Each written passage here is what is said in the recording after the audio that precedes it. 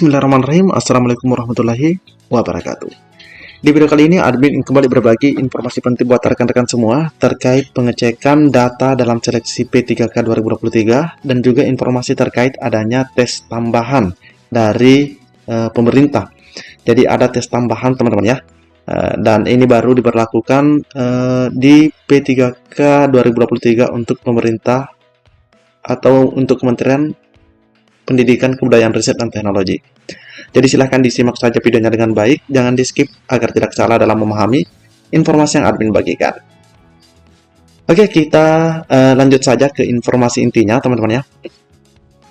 Nah, di sini yang pertama admin akan bagikan terkait cek data dalam seleksi P3K 2023. Nah, mungkin teman-teman mau mengetahui apakah ada formasi yang tersisa atau tersedia buat teman-teman atau tidak. Nah, kita bisa mengecek di sini. Silahkan klik cek data seleksi P3K 2023 ini. Maka teman-teman akan diarahkan ke tampilan cek data seperti ini. Nah, ini ya. Ini diperbarui per September 2023. Nah, di sini teman-teman silahkan memasukkan NIK-nya. Setelah itu jangan lupa diklik di sini untuk checklist Saya Bukan Robot dan cek data. Setelah teman-teman memasukkannya, maka akan muncul tampilan seperti ini. Nah, ini agak buram teman-teman ya. Kita lihat di sini. Nah, di sini teman-teman akan lihat terkait kode jabatannya. Nah, ini kode jabatan untuk guru kimia. Dan kode jabatan untuk guru kimia, analisis, terus ada guru prakarya dan kewirausahaan, terus ada guru teknik, energi, dan terbarukan. Artinya, jabatan-jabatan yang muncul di sini, jabatan yang linear untuk ijazah atau serdik, teman-teman semua. Nah, di sini ada kalimat tidak. Artinya apa? Untuk ijazah teman-teman di instansi teman-teman itu sudah tidak tersedia untuk formasi atau jabatan ini. Sudah tidak tersedia, artinya bisa saja banyak P1 di instansi teman-teman. Atau mungkin P2. Seperti itu. Atau mungkin P3. Oke. Karena urutannya seperti itu teman-teman ya. Nah, karena ini agak buram. Oke, kita cek saja di sini. Nah, ini dicontohkan misalnya P1. P1 ini dia dengan kode jabatan sekian, terus dia linear dengan jabatan guru kelas dan formasinya tersedia. Nah, ini berpeluang ya bagi P1, apalagi mereka didahulukan. Nah, kenapa di sini cuma muncul satu? Sudah bisa kita menebak bahwa teman kita ini adalah pemilik ijazah PGSD. Dan untuk PGSD itu hanya linear ke guru kelas saja. Nah, sedangkan di sini teman-teman ya. Nah, di sini sebenarnya ketika teman-teman tadi membuka NIK-nya, mengecek datanya, sebenarnya tampilannya seperti ini. Ini data guru berdasarkan Dapodik. Pertama akan dimunculkan NIK-nya, NUPTK-nya, terus ada nama peserta, tempat tanggal lahirnya, nomor THK2-nya jika teman-teman seorang THK2, terus status 3 tahun. Nah, di sini 3 tahun ajarannya, ada 3 tahun ajaran, terus status sekolahnya, apakah sekolah negeri atau bukan. Nah, seperti itu ya. Terus program studi verbal ijazahnya. Nah, di sini kebetulan pendidikan jasmani, kesehatan, dan rekreasi. Dan beliau ini tidak memiliki serdik. Ini tidak ada serdik di sini. Dan dia itu masuk dalam kategori prioritas P3. Nah, sudah jelas, sudah cocok teman-teman ya. Ini negeri dan dia P3. Karena seandainya di sini P4, berarti dia itu guru negeri, tapi mungkin masa kerjanya kurang dari 3 tahun. Jadi dia mungkin saja di sini 2 tahun. Nah, ketika dia mengecek, dia di sini diarahkan ke nama jabatan guru penjas orkes. Dan formasi untuk beliau itu masih ada, teman-teman ya. Masih tersedia formasi untuk beliau. Artinya formasi untuk jabatan guru penjas orkes ini masih ada. Oke. Selanjutnya kita cek lagi. Nah, di sini ada teman kita. Dia itu pendidikan bahasa dan sastra Indonesia dan dia punya serdik. Nah, ini kode serdiknya 156. 156 dan dia itu P4. dia P4.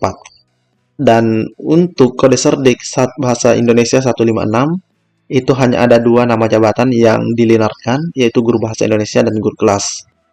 Sedangkan yang satunya dia adalah P3, juga guru bahasa Indonesia, dan dia itu liner ketiga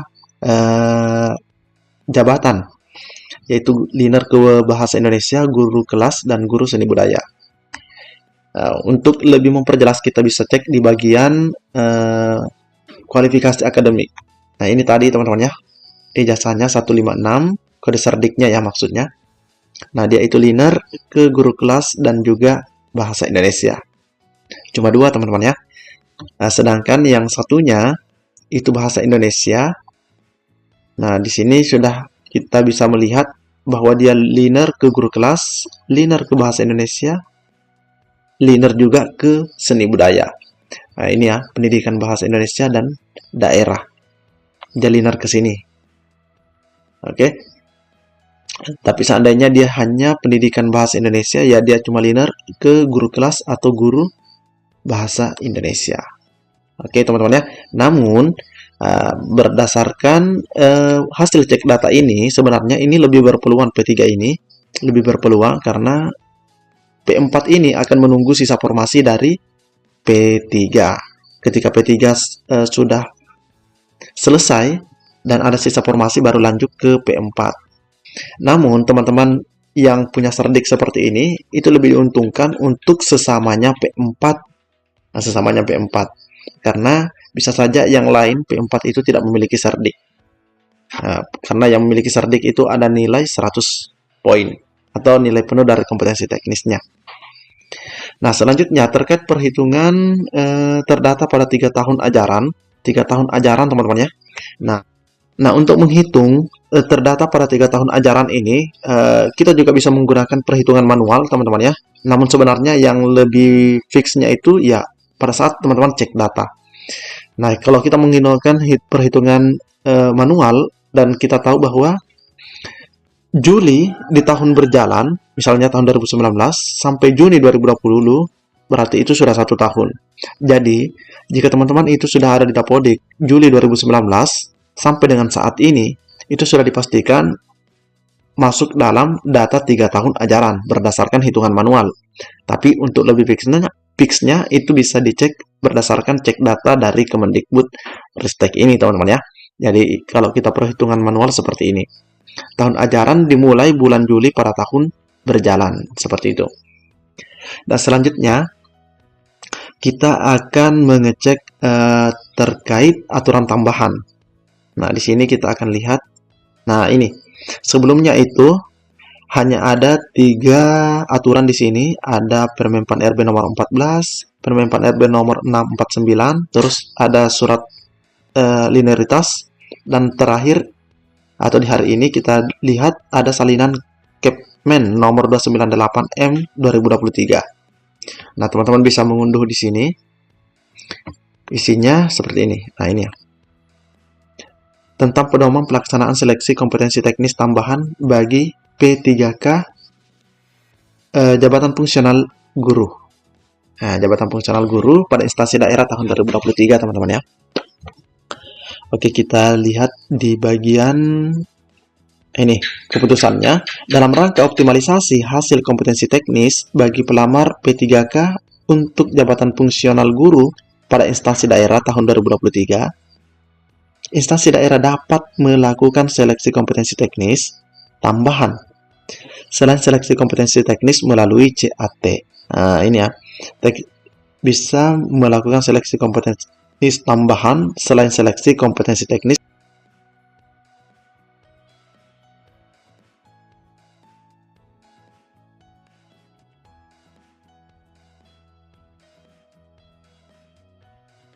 Instansi daerah yang melaksanakan seleksi kompetensi teknis tambahan sebagaimana dimaksud pada diktum ke-1 harus memberikan secara tertulis kepada Mendikbud Ristek. Nah, jadi harus ada pesan tertulis bahwa mereka ingin melakukan tes tambahan. Nah, yang masuk dalam tes tambahan ada 4, yaitu semua pelamar ya, termasuk guru pelamar umum. Namun, untuk yang lulusan PPG dan pelamar umum, Dia nanti itu mendapatkan tes tambahan jika dia mencapai nilai ambang batas kumulatif kompetensi manajerial dan kompetensi sosiokultural serta nilai ambang batas dari wawancaranya. Itu nanti baru bisa di dites tambahan. Bobotnya itu 30%. Terus ada jenis kompetensi teknis tambahan bagi pelamar sebagaimana dimaksud diktum keempat. Nah, ini bocorannya teman-teman ya. Nah, ini mulai dari kematangan moral dan spiritual sampai kerjasama dan kolaborasi. Silahkan di screenshot ya. Nah, di sini lebih diperjelas lagi panduan pengamatan perilaku profesional latar belakangnya. Nah, ini pokok substansi pengamatan perilaku profesionalisme guru dalam seleksi kompetensi teknis tambahan. Ini ada ketentuan pelaksanaannya. Instansi daerah dapat menentukan pilihan untuk keikutsertaannya dalam menyelenggarakan seleksi kompetensi tambahan. Dalam hal pelamar daerah tidak menyelenggarakan seleksi kompetensi teknis tambahan, maka nilai kompetensi teknis 100% berasal dari hasil seleksi kompetensi teknis melalui CATBKN. Ini ada deskripsi pokok substansi pengamatan. Ya, ini untuk lebih jelasnya teman-teman bisa mengecek sendiri atau unduh di portal P3K Guru, teman-teman ya. Nah, ini. Oke, mungkin cukup sampai di sini informasi yang dapat admin bagikan. Silahkan dicek datanya bagi yang belum atau mungkin yang error atau masih penasaran, silahkan dicek. Assalamualaikum warahmatullahi wabarakatuh.